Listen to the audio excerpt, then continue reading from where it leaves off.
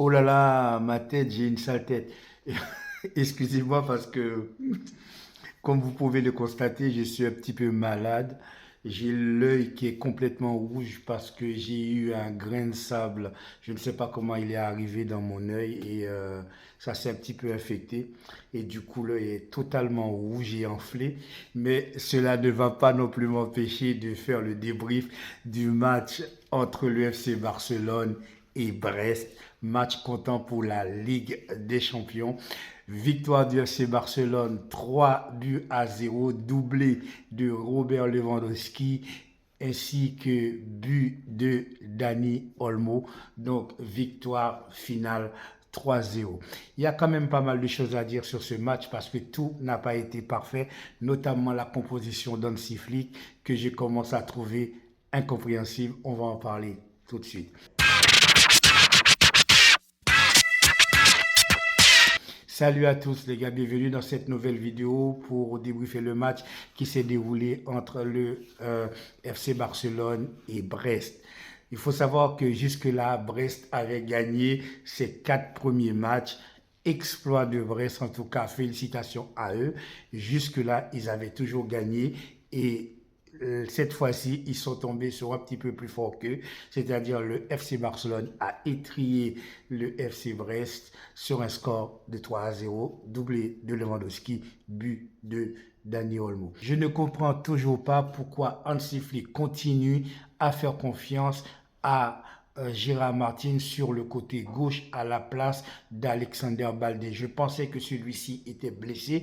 Je ne sais pas si c'est dû au fait qu'il a joué la Ligue des Nations et qu'il était fatigué et que Hansi Flick a voulu le laisser respirer. Si c'est ça le problème, je suis d'accord. Mais sinon, je ne vois pas pourquoi on continue à faire confiance à ce joueur parce que pour moi, sur le côté gauche, il est dangereux, il n'apporte pas grand-chose, il ne fait pas de dédoublement et il n'est pas tout à fait propre dans ses interventions. Pour moi, il est dangereux, il est capable de provoquer des pénaltys pour l'équipe adverse, même si ça n'a pas été le cas cette fois-ci. Mais le match précédent, il a été assez brouillon et c'est un joueur qui n'est pas tout à fait propre balle au pied. Même s'il a été à l'initiative de l'un des 3 buts marqués par le FC Barcelone, il a donné une passe décisive. Pour moi, c'est l'une des rares choses qu'il a fait de bien lors de ce match. C'est un joueur en qui je n'ai pas du tout confiance. Je ne sais pas s'il va devenir à l'avenir un joueur important au sein de l'équipe du FC Barcelone, mais force est de constater pour moi Gérard Martin est un joueur qui est assez trop limité. Lorsqu'on a eu des latéraux comme un Dani Alves ou même comme Alexander Baldé, c'est vrai que avoir un joueur comme ça aussi limité, oui, il est là dans les duels, etc. Mais le FC Barcelone, c'est un club, c'est une équipe qui joue beaucoup avec ses latéraux, que ce soit du côté droit avec Jules Koundé, mais aussi du côté gauche. On a besoin que nos latéraux montent assez rapidement, font des dédoublements, d'avoir un peu plus d'espace, d'avoir un peu plus, on va dire, d'envergure, en fait, dans la proposition du jeu, afin de permettre au FC Barcelone de développer un jeu qui soit un jeu plus offensif. Pour cela, non seulement il faut que tes milieux soient de très bonne qualité, mais aussi il faut que tes latéraux eh bien, soient des latéraux qui sont à la fois très rapides, mais pas que, des latéraux qui sont capables d'éliminer, qui sont capables de faire la différence. On se rappelle également de Jordi Alba qu'on appelait la mobilette justement de par sa vitesse et sa complicité avec Lionel Messi. Et on voit également quand Baldé joue et qu'il est en forme, on voit sa complicité également sur son côté gauche et les deux doublements qu'il est capable de faire, que ce soit avec Lamine Yamal ou Rafinha quand ceux-ci gravitent autour de lui. En tout cas, le FC Barcelone a proposé un match assez sérieux, un match important. J'avais peur que le FC Barcelone prenne de haut cette équipe de Brest. Or, on le sait très bien qu'il n'y a pas de petite équipe en Ligue des Champions. Même si ces équipes ne font rien dans leur championnat, lorsqu'ils arrivent en Ligue des Champions, eh bien, ils se surpassent et leur volonté, leur leitmotiv, c'est de tout faire pour battre les grosses écuries que sont FC Barcelone, City, Real Madrid, etc. J'en passe et des meilleurs. Eh bien, cette fois-ci, cela n'a pas marché, même si cette équipe de Brest, pour moi, a joué son match, n'a pas mis un bus derrière, n'a pas fait que défendre. Ils ont eu quelques occasions, ils auraient pu même marquer un but, même voire deux buts, pourquoi pas. Eh bien, en tout cas, cette équipe de Brest a fait honneur à sa place de quatrième avant la défaite. En tout cas, ils ont joué avec leurs qualités et leurs défauts, surtout beaucoup de qualités athlétiques, beaucoup également de vitesse. Ils ont essayé de nous prendre dans le dos parce qu'ils savent très bien qu'on joue le hors-jeu avec une ligne défensive très haute. Eh bien, ils ont essayé de nous prendre dans le dos. Ça n'a pas marché. La seule fois où ça a marché, eh bien, ils étaient hors jeu. On voit que le jeu d'Hansi Flick continue de porter ses fruits, même si cela ne marche pas tout le temps à 100%. Pour l'instant, le système mis en place par Hansi Flick, le système de hors-jeu mis en place, eh bien, cela fonctionne. Ça nous permet tout simplement de continuer à engranger quelques victoires. Le milieu de terrain, le match de Casado a été un match comme on connaît Casado, c'est-à-dire un match puissant, sérieux. Il est vraiment très bon balle au pied. Et le masterclass de Pedri, mes amis, c'est à souligner. Pedri est devenu un joueur injouable. Il est injouable. On ne peut pas lui prendre la balle au pied, à part lui casser les deux jambes, à part lui casser le ménisque. Je ne vois pas comment on peut prendre la balle dans les pieds de Pedri. Ce joueur est vraiment très fort. Il a une pureté balle au pied.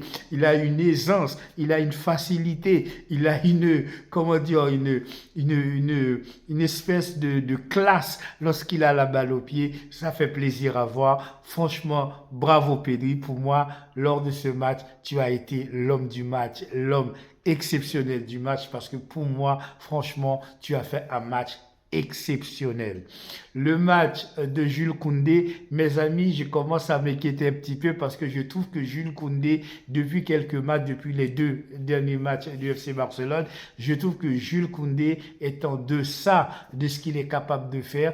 Je ne sais pas si c'est l'accumulation des fatigues, etc., des matchs joués, mais pour moi, Jules Koundé n'est pas aussi bon qu'il ne l'a été comme au début du championnat. Il s'est fait dépasser un petit peu, il s'est fait prendre le ballon et il a fait aussi quelques pertes de balles. En deuxième mi-temps, il était meilleur, mais en première mi-temps, il a perdu quelques ballons. J'entends dire dans les commentaires que Jules Koundé est nul. Les gars, je ne suis pas d'accord avec vous. Vous êtes libre de donner votre avis, mais je ne suis pas d'accord avec vous. Je ne pense pas que Jules Koundé soit un joueur qui est nul. Jules Koundé, il faut le reconnaître, lorsqu'il jouait à Séville, il était bon comme défenseur central, il était même très bon. Et pour moi, en latéral droit, il est encore meilleur qu'en défenseur central. Mais comme je l'ai dit la dernière fois, je vais le redire, lorsqu'on est joueur professionnel, lorsqu'on est joueur de haut niveau, on a le droit aussi d'avoir une baisse de régime, on a le droit aussi d'avoir quelques matchs moins bons. Les matchs de Jules Koundé ne sont pas des matchs qui sont catastrophiques, ne sont pas des matchs qui sont nullissimes, mais c'est vrai, sur les deux derniers matchs qu'a joué Jules Koundé, notamment, je trouve, surtout lorsque Lamine Yamal n'est pas là, son influence dans le jeu a été moins importante. La faute qu'il a commise la dernière fois au Celta Vigo, face au Celta Vigo, où son erreur a permis d'encaisser un but, eh bien, ça peut arriver à tout un chacun. Les grands joueurs font aussi des erreurs. Des joueurs comme Maradona, comme Zidane ont raté des pénaltys. Donc, c'est pour dire que on peut faire des erreurs. Ce qui est important, c'est de savoir est-ce que Jules Koundé est capable de revenir au plus haut niveau. Est-ce que Jules Koundé est capable de revenir aussi important qu'il a été comme au début de saison? Je pense que oui. Je pense que son problème est un petit peu un problème de surmenage, de fatigue.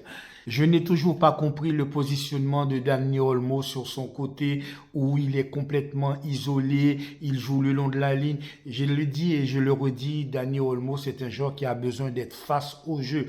Il a besoin d'être face au gardien de but, il a besoin d'avoir le jeu devant lui. Et lorsqu'il a le jeu devant lui, eh bien, il est 10 fois meilleur que quand il a le jeu dos à lui. Il est 10 fois meilleur que quand il est sur un côté. Même si Olmo permute parfois avec Firmin Lopez qui était dans une position axiale, une position de 10, de 9,5, j'aurais préféré plutôt que Hansi Flick mette Firmin Lopez sur le côté et laisser Dani Olmo plutôt axial de manière à apporter le jeu. Surtout, il peut combiner à la fois avec Rafinha, à la fois avec Pedri qui jouait un petit peu plus haut. Eh bien, dans ce cas-là, je pense que la production football de FC Barcelone aurait été plus importante. Je pense que le FC Barcelone aurait peut-être eu plus d'envergure dans le jeu plutôt que de mettre Olmo sur un côté. En tout cas, à signaler, le but de Olmo aussi est un but exceptionnel. Petit crochet, triple, etc. Bon, même si son ballon a été contré, c'est vrai qu'il aurait pu un peu plus ouvert son pied droit et de mettre la balle dans le petit filet. Le gardien a eu le temps de toucher la balle, mais c'est quand même un but de Dani Olmo, doublé de Robert Lewandowski qui est chirurgical. Robert Lewandowski, il est, comment dire, il est transcendantal, il est tranchant, il est aiguisé comme jamais à la pointe de l'épée. Et bien à chaque fois, il signe de son nom comme Zorro signe son nom sur le corps de ses victimes. Match, en tout cas, très sérieux du FC Barcelone. On continue de faire notre travail au sein de cette nouvelle monture de la Ligue des Champions. J'espère qu'on sera dans les 8. Il nous reste encore 3 matchs à jouer. Ce sont des matchs qui sont prenables pour nous si on continue à imposer notre jeu, à jouer notre football. Eh bien, on n'a peur de rien. Même si en Liga, en championnat, on est un peu moins bon que nous l'avions été en début de championnat. Ce n'est pas non plus catastrophique. Nous sommes là, nous sommes de retour. On est capable de le dire. Vive le RC Barcelone, vive le bon football. On est content, on a gagné. En tout cas, mes amis, d'un autre côté, je suis aussi content parce que je déteste le PSG. Je déteste le PSG. Donc, le PSG, malheureusement, a perdu 1-0 face au Bayern de Munich. Ça sent mauvais. Je crois qu'ils ont perdu 3 matchs. Ils ont fait un match nul et ils ont gagné un match. Et d'ailleurs, le match qu'ils ont gagné sur un but tout à fait bizarre, etc., ils auraient dû même perdre ce match. Vous vous rendez compte à quel point? Est-ce que c'est l'absence de Kylian Mbappé au Paris Saint-Germain? Est-ce que c'est l'arrivée de Luis Enrique? Est-ce que c'est, on va dire, le mercato du Paris Saint-Germain qui n'est pas à la hauteur? Je ne sais pas ce qu'il se passe dans certains clubs, mais pour le moment, le FC, le Paris Saint-Germain est dans les méandres du football à la 25e ou la 30e place, je ne sais pas où. On ne sait même pas s'ils vont pouvoir accrocher les barrages, mes amis. Et puis, City, que se passe-t-il avec City? Mes amis, beaucoup de choses à dire pour l'instant. Occupons-nous de notre histoire, de nos affaires, ce qui nous intéresse, c'est-à-dire le FC Barcelone. Et pour l'instant, mes amis, eh bien, on a gagné 3-0 et c'est très bien pour nous. J'espère qu'on va pouvoir continuer. Ce soir, le Real Madrid va jouer son 5e match. On va voir ce qu'il va se passer maintenant que Vinicius est blessé et que Kylian Mbappé va pouvoir se mettre dans son côté préférentiel. On verra si cela fera toute la différence. Voilà mes amis, c'est tout pour aujourd'hui et encore toutes mes excuses pour mon œil qui est complètement rouge. Je n'avais pas le choix, comme je vous l'ai expliqué en début de vidéo. Je me suis fait un petit peu mal à l'œil. Je vous dis donc à très bientôt pour une nouvelle vidéo sur le carré foot.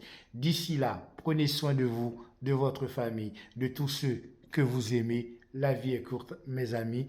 Il faut en profiter. Véhiculer de l'amour entre vous. Je vous dis à très bientôt. Ciao.